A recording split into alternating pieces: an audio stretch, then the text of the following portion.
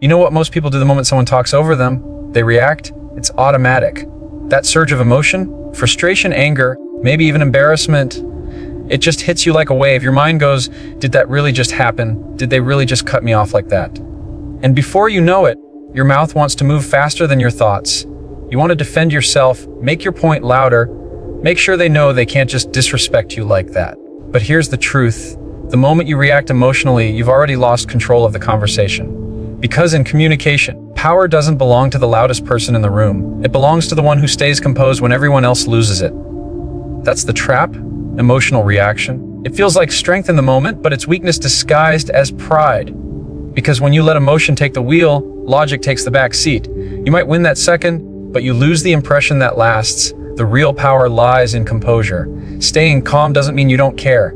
It doesn't mean you're okay with disrespect. It means you know your worth so well that you don't need to prove it by shouting. You don't need to fight for space. You command it just by being grounded. Think about the people you truly respect, not the ones who scream to be heard, but the ones who can walk into a room, speak slowly, clearly, and make everyone listen. They have something in common: emotional control. You can feel their presence. It's steady, it's focused, and it doesn't shake under pressure. That's the kind of energy you need to bring when someone talks over you. You don't meet chaos with chaos.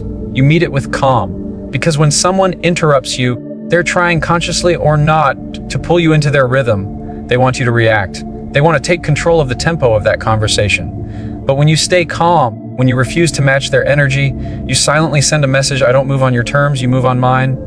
That's control. That's strength. There's a quiet kind of dominance that comes from staying calm. It unsettles people. They expect resistance, they expect pushback, and when you don't give it, it throws them off balance. Suddenly, the person who interrupted you feels the weight of their own noise. They start realizing they're the only one scrambling for attention while you're sitting there, collected, focused, and still completely in command of your thoughts. That's psychological control. It's not about staying silent forever. It's about waiting just long enough for your emotions to settle, just long enough for the power dynamic to shift back to you. When you finally speak, your voice doesn't come out shaky, defensive, or emotional. It comes out calm, deliberate, confident. And that tone, that calm, grounded tone, is what makes people listen. You see, when you respond calmly, it's not weakness, it's a signal of emotional maturity. You're telling the world, I know what matters, and losing my cool isn't it. You're teaching people how to treat you, not by yelling at them, but by showing them what controlled confidence looks like. And confidence isn't about noise, it's about presence. Every time you let someone's interruption dictate your emotions, you're giving them the steering wheel. You're saying, you control how I feel, but when you pause, when you take that moment of silence and choose your reaction, you're taking that control back. You're saying, I control me. And that's what separates leaders from followers, professionals from amateurs, and respected communicators from forgettable ones. So the next time someone cuts you off, don't rush to defend yourself. Don't get pulled into their storm. Just breathe, let that silence hang for a moment. Look at them. Let your calmness make them aware of what they've done. You don't need to prove you were right. You need to prove you're in control. Because when you can stay calm in a disrespectful moment, you show everyone, including yourself, that you've mastered the hardest thing of all, your emotions. Control in communication isn't about dominating others. It's about mastering yourself. Your composure is your power. When others lose it, you keep it. When they raise their voice, you lower yours. When they try to rush you, you slow down. That's how respect is earned, not demanded, not begged for, but earned through presence, calmness, and unshakable control. And the truth is, people always remember how you made them feel during a conversation. If you lose control, they remember your anger. If you stay calm, they remember your authority. Staying composed doesn't just change that moment. It changes how people perceive you in every moment after that. Because the calm person always wins the room. Use the pause. There's something powerful about silence, the kind of silence that makes people uncomfortable, the kind that forces them to notice you. Most people think control in a conversation comes from what you say, but real control comes from when you choose not to speak. When someone interrupts you or talks over you, your instinct is to push harder, talk louder, keep fighting for that space. But here's the truth: the more you push, the more power you lose. The person who can pause, who can stop talking and let that silence breathe, that's the person who owns the room. When someone cuts you off, your natural reaction is to jump right back in, to make sure your point isn't lost, but that's what they expect you to do. That's what keeps the chaos alive. Instead, just stop. Not with anger, not with defeat, just stop. Let them have their moment. Let them talk. And while they do, you stay calm, composed, watching them. That silence, that pause, It changes everything, because when you don't compete for attention, you create it. People aren't used to silence. They're used to noise, arguments, interruptions, back and forth talking. So when you go quiet, the energy in the room shifts. Suddenly, they realize they're the only one talking. They hear their own voice bouncing off the walls. And in that moment, your silence speaks louder than anything you could have said. You're saying, without words, I'm not playing your game. And that realization, it unsettles them. They start feeling the weight of their own interruption. The pause isn't weakness. It's strategy. It's the calm before the power. You're not giving up your space. You're reclaiming it without fighting for it. Silence is confidence disguised as stillness. When you use it intentionally, it demands attention. People lean in. They start paying closer attention because your composure tells them something important is coming. You've probably seen it before. Great speakers, leaders, or negotiators who pause right before delivering a key line. That moment of silence draws every ear in the room. It's magnetic. That's not coincidence. It's control. When you're interrupted and you choose silence, you're not losing ground. You're watching them dig their own hole. You're showing that you don't need to compete for airtime. You already have authority. The person who can sit comfortably in silence is the one who controls the rhythm of the conversation. Think about it. When you stop talking mid-sentence and simply look at the person who interrupted, what happens? They eventually stop. Their energy burns out. And when they do, all eyes come back to you. And that's when you continue. Not restart, not repeat, continue, right from where you left off. That one small decision changes the entire dynamic, because restarting your sentence shows you've been thrown off. But continuing shows you were never bothered. You weren't silenced. You were simply waiting.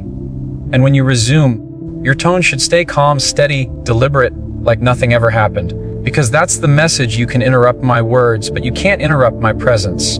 Using the pause effectively isn't just about silencing others, it's about amplifying yourself. Every second of silence adds weight to your next word. It's the space that gives your message gravity. The best communicators don't rush, they control the pace. They know that silence builds anticipation. It's not empty, it's charged. It's the moment before impact. And the person who controls that timing controls the outcome. There's a psychological shift that happens when you pause instead of react. You stop communicating from emotion and start communicating from intention. You're no longer reacting to someone's interruption. You're responding to the situation with power. That small pause gives you time to think, to breathe, to choose your next words with purpose. Because power isn't about having the last word, it's about making your words last. In any heated conversation, silence becomes your shield. It protects you from saying something impulsive. It buys you time, it gives your presence weight. The pause says, I'm not rushed, I'm not flustered, I'm in control. And that control doesn't just earn respect, it commands it. Because people respect the one who doesn't get dragged into noise. They respect the one who leads with calm precision. So when someone talks over you, don't fight for the microphone. Don't talk louder. Don't compete. Just pause. Let your silence do what your words can't. Shift the power back into your hands. Because the pause isn't about losing your voice. It's about reminding them that your voice carries more meaning when it finally returns. Reclaim the floor gracefully. There comes a moment in every conversation where you have to decide how you'll take your power back. Someone cuts you off, takes over your words, hijacks your sentence, and now the spotlight that was on you suddenly shifts. Most people either freeze or fight. They go silent or they get defensive. But there's a better way. There's a way to reclaim your space with calm authority, not anger. And it starts with understanding one thing: respect isn't taken by force, it's earned through composure. When someone interrupts you, you don't have to battle for control. You just have to claim what's already yours. You were speaking. You were holding the room. That was your moment. So when it's taken from you, don't shrink, don't back down. Take a breath, wait for the right opening, and step right back in. You can do it with just a few simple words. Hold on, I wasn't finished. It's calm, clear, and impossible to argue with. You don't have to raise your voice or match their tone. Your composure does the talking for you. See, most people think power in conversation comes from domination, from talking out, shouting, or overpowering the other person. But real power is quiet. It's deliberate. It's the kind of control that says, I don't need to prove I belong here. I already do. When you reclaim the floor gracefully, you show that your voice doesn't need to compete. It simply continues. You're not begging for space. You're asserting it naturally. Imagine you're in a meeting, presenting an idea you've worked hard on, and someone cuts you off mid-sentence to make their point. Everyone looks at them, not you. That's the moment most people panic inside, but not you. You let them speak, you stay calm, and when they finish, you look at them and say, that's a great point. As I was saying, and continue right from where you left off. That one sentence, calm, respectful, and confident, shifts the attention back to you. No confrontation, no tension, just control. That's grace. That's leadership. You don't have to be aggressive to be assertive. Assertiveness is clarity with confidence. It's not about overpowering, it's about standing firm without hostility. You're not trying to win an argument, you're trying to restore balance. You're not trying to humiliate them. You're trying to remind everyone that your words matter too. And when you do that with poise, people notice. Because anyone can react emotionally, but very few can respond with dignity. Reclaiming the floor isn't just about words, it's about energy. When you speak again, your tone, your posture, your expression, they all need to communicate calm authority. Don't rush, don't sound flustered. Let your body language say, I'm still in control here. Because body language is 70% of communication. The way you hold yourself often says more than the words you choose. Sit or stand tall, breathe evenly, and maintain steady eye contact. That unshakable presence makes people listen before you even open your mouth. And if the interruption keeps happening, if you're constantly being talked over, then your words need to be firm but still respectful. You can say, I'll let you finish in a moment, but please allow me to complete my thought first. That's direct, that's polite. And it reminds everyone that conversation is not a competition, it's a collaboration. The goal isn't to silence others, but to make sure mutual respect stays intact. You have to remember, people mirror energy. If you get defensive, they'll match it. If you stay calm, they'll adjust. The way you handle being interrupted teaches others how to treat you. If you reclaim your space without hostility, people learn quickly that your boundaries are firm but fair. They'll start to think twice before cutting you off again, because they've seen your reaction, not loud, not emotional, just powerful. And here's what's even more interesting. When you reclaim the floor gracefully, you not only regain control, you earn credibility. People start to see you as someone who doesn't need chaos to lead, someone who can handle pressure without crumbling. That's the kind of communicator others trust, because grace under pressure is rare. It shows maturity, self-awareness, and emotional intelligence. So, when you find yourself interrupted, don't try to dominate the room. Guide it. Let your calmness be the compass. Speak when you're ready, not when they expect you to. You don't need to outtalk anyone. You just need to outlast the noise. Reclaiming your space isn't about ego, it's about balance. It's about standing tall in your truth, owning your voice, and reminding everyone, without aggression, without anger, that your words carry weight and your presence demands respect. There's a difference between being kind and being a pushover. Being respectful doesn't mean letting people walk over your words. Setting boundaries isn't about confrontation, it's about communication. It's about teaching people how to treat you without raising your voice, without losing control, and without losing your cool. Because if you don't make your limits clear, people won't even realize they've crossed them. Most of the time, it's not even personal, it's just habit. Some people interrupt because they're used to doing it and no one's ever stopped them. But once you do, with calm authority, everything changes. Let's be honest, setting verbal boundaries can feel uncomfortable at first. You worry that you'll sound rude or defensive. You worry that people might take it the wrong way. But boundaries aren't rude, they're necessary. They protect your time, your energy, and your voice. They create clarity in communication. Without them, conversations turn into battles for attention, and respect gets lost in the noise. Boundaries are not walls, they're guidelines. They don't keep people out, they keep conversations healthy. When someone constantly talks over you, it's not enough to silently wish they'd stop. You have to address it, and you can do it with composure.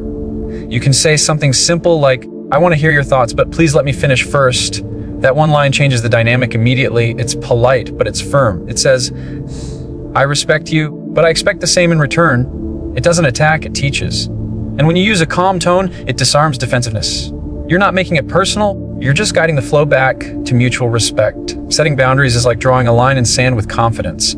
The clearer you are, the less confusion there is. If someone keeps cutting you off repeatedly, address it directly, not emotionally. You can say, I value your input, but when I'm interrupted, it makes it difficult to communicate clearly. That's assertive, not aggressive. You're not attacking their character, you're describing the behavior and how it impacts the conversation. And when you communicate that way, people are more likely to listen because you're giving them a chance to adjust, not defend. Most people never realize how powerful boundaries really are. The first time you say it, your voice might shake. You might feel awkward, like you've overstepped. But that's just because you're not used to standing your ground verbally. The more you do it, the stronger and more natural it becomes. Because every time you express a boundary, you reinforce your self-respect. You show yourself that your voice deserves to be heard just as much as anyone else's. And it's not just about the words, it's about the timing and the tone. If you wait until frustration builds up, your boundary will sound like anger. But if you set it early, it sounds like leadership. The key is to catch it in the moment before irritation takes over. The earlier you express it, the calmer it feels, and the more effective it becomes. People can feel the difference between anger and confidence. Anger pushes people away. Confidence pulls people back into respect. There's another layer to this: consistency. Setting boundaries once isn't enough. You have to uphold them. Because if you let people break them after you've established them, the message loses weight. People test boundaries not to disrespect you, but to see if you mean what you say. So, when someone interrupts again after you've asked them not to, you don't need to scold them. Just calmly repeat your line. "I'll let you finish in a second, but please allow me to complete my thought." The repetition reinforces authority. You're not emotional. You're just reminding them, "This is how you communicate with me." And the beauty of boundaries is that once people see you hold them, they begin to adjust naturally. They learn the rhythm of your communication. They start listening more carefully, waiting for your cue to respond. Because deep down, everyone respects someone who knows where they stand. Someone who doesn't let disrespect slide quietly. Someone who can handle conflict without creating chaos. Setting verbal boundaries also protects your confidence. Because when you allow constant interruptions, you subconsciously start to doubt your own voice. You start to think your thoughts aren't as valuable. But every time you assert your space calmly, you remind yourself that your ideas are worth hearing, your presence matters, and your words carry value. That's how you rebuild confidence, not through shouting, not through silence, but through self-respect and action. Boundaries redefine how you show up in every conversation. They turn chaos into clarity, noise into dialogue, and interruption into understanding. Because when you respect your own voice enough to protect it, others start to do the same. Have you ever wondered why some people can't stop cutting others off? Why they talk over you even when it's clear you're not finished speaking? It's easy to take it personally, to think they're doing it out of disrespect. But here's the truth: most interruptions have less to do with you and more to do with them.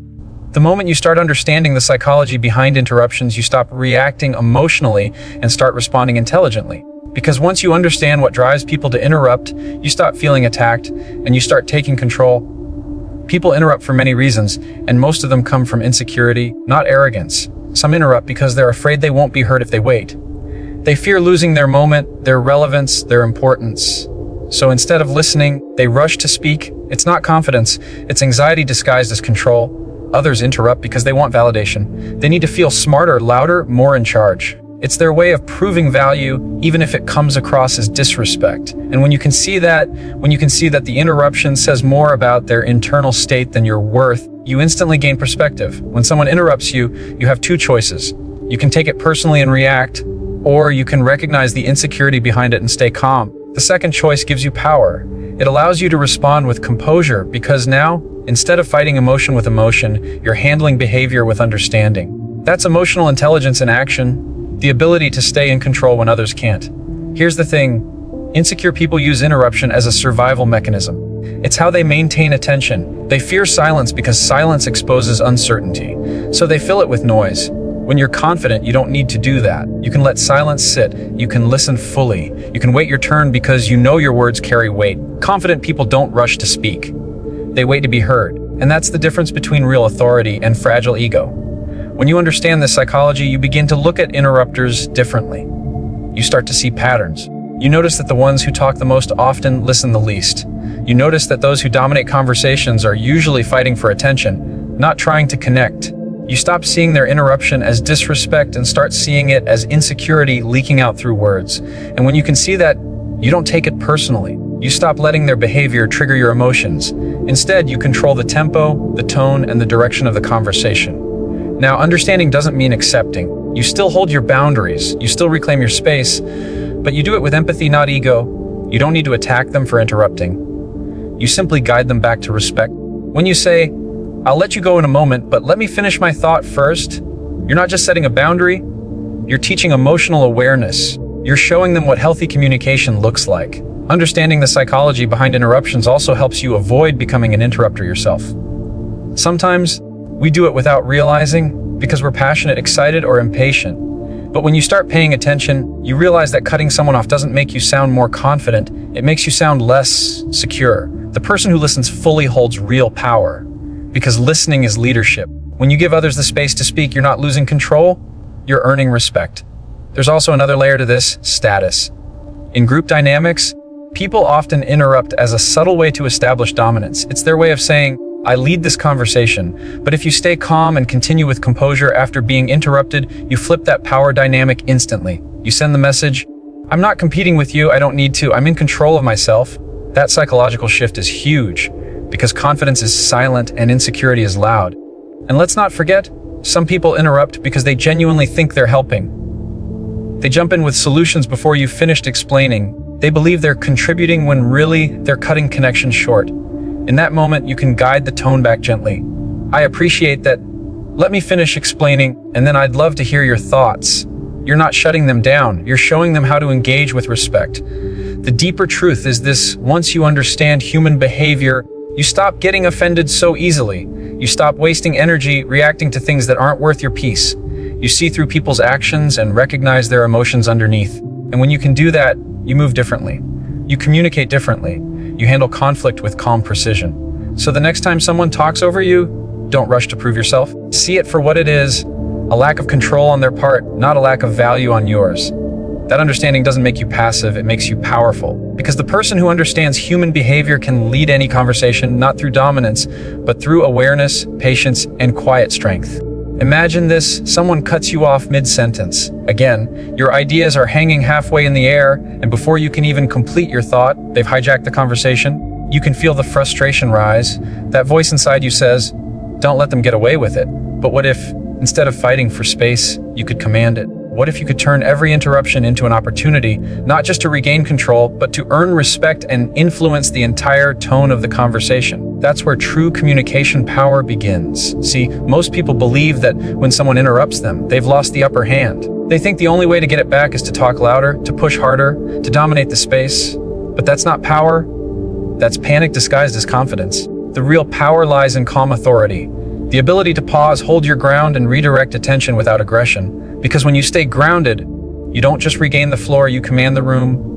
When someone interrupts you, your goal isn't to win the argument, it's to win their attention back. You do that not by matching their volume, but by controlling your tone. Lower your voice, slow your pace, because calm energy disrupts chaos. When you speak slowly after being interrupted, people subconsciously tune back into you. Your composure becomes your presence. The louder they get, the quieter you become, and the quieter you become, the more they have to listen. That's not weakness. That's strategy. There's a powerful technique I call reclaim and redirect. It's simple but effective. When someone cuts you off, you don't compete. You let them finish their outburst.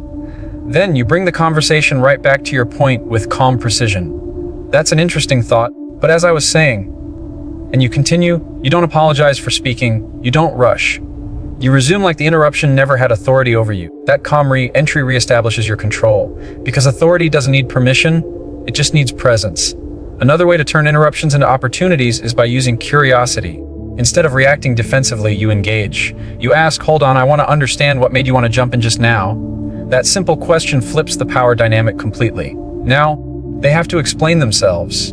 You've turned their interruption into a moment of reflection. You're not attacking them, you're guiding their awareness. You've moved from frustration to influence. Sometimes the most powerful thing you can do after being interrupted is to listen, not because you're backing down, but because you're observing, you're studying how they speak, how they control the space, and how you can adapt. When you listen with awareness, you're gathering information that gives you leverage later in the conversation. Every interruption becomes insight, and that insight helps you craft a stronger, more precise response. In professional or high-stakes environments, interruptions are often tests. People want to see how you'll react under pressure. They want to know if they can shake your confidence. So when you handle interruptions with patience and clarity, you send a powerful message: you can't throw me off balance. That unshakable composure earns respect, not just from the person interrupting you, but from everyone watching. Because people remember not who spoke the loudest, but who stayed in control when things got loud. Another key to turning interruptions into opportunities is using them to create engagement. Instead of treating them as distractions, make them part of the conversation. You can say, "That's a great point. It actually connects perfectly with what I was saying." You're not resisting, you're integrating. You've taken their energy and redirected it into your flow. Suddenly, the conversation becomes collaborative instead of competitive. You've turned tension into connection. Think about how leaders handle interruptions. They rarely react emotionally. They use pauses, they use silence, they let others speak themselves into exhaustion, then reclaim the floor with a single calm statement that resets the tone. That's not coincidence, that's mastery. And the same principle applies to you. The moment you realize that an interruption is just a shift in attention, not an attack, you gain the ability to steer it wherever you want. There's something magnetic about someone who doesn't get thrown off when others try to take control. When you can stay composed in the middle of someone else's chaos, you exude quiet dominance, and people feel it. They start giving you space without you even asking for it. Because you've proven that you don't need to fight for your voice, you own it. So the next time someone interrupts you, don't tense up. Don't rush to speak over them. Take a breath, watch the moment unfold, then reclaim it with calm strength. Because in that split second, you have a choice to lose control or to lead it. And when you lead it, every interruption becomes a stage for your confidence to grow louder than any voice in the room. Every time someone talks over you, it's more than just an interruption. It's a moment that tests your composure, your confidence, and your presence. You have a choice in those moments: react impulsively, let your frustration control you, or take deliberate action to reclaim your voice with calm authority. Throughout this speech, we've explored how staying calm, using the pause, reclaiming the floor gracefully, setting verbal boundaries, understanding the psychology behind interruptions, and turning them into opportunities can completely transform the way people respond to you. The truth is, respect is never demanded by raising your voice or overpowering others.